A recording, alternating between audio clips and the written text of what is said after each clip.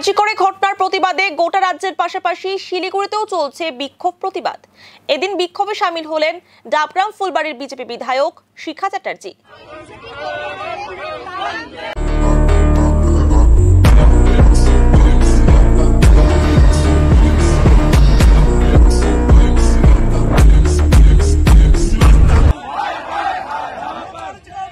শুক্রবার শিলিগুড়ির পায়েল সিনেমা হলের কাছে পথ অবরোধ করে বিক্ষোভে শামিল হন ডাবগ্রাম ফুলবাড়ির বিজেপি বিধায়ক শিখা চ্যাটার্জি সহ অন্যান্য বিজেপি কর্মীরা। আরজি করে ঘটনায় দোষীদের শাস্তির দাবি জানান বিক্ষোভকারীরা। এদিন মুখ্যমন্ত্রীর পদত্যাগের দাবি জানান বিধায়ক শিখা চ্যাটার্জি।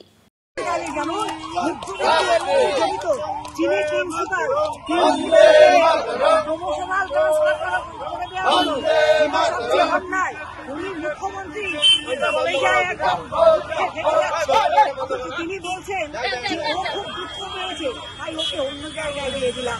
মুখ্যমন্ত্রী নিশ্চয়ই কোনো ব্যাপার আছে, ব্যাপার থেকে আরম্ভ করে টাকা পয়সা জনিত ব্যাপার সমস্ত রয়েছে। মুখ্যমন্ত্রী তাই প্রিন্সিপালকে অবজ্ঞা করতে পারছেন না, তাকে কোনো পানিশমেন্ট দিতে পারছেন না।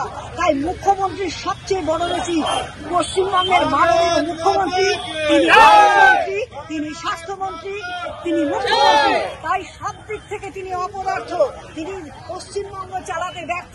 আমরা তাই সারা পশ্চিমবঙ্গের মানুষ আজকে পদত্যাগ দাবি করছি।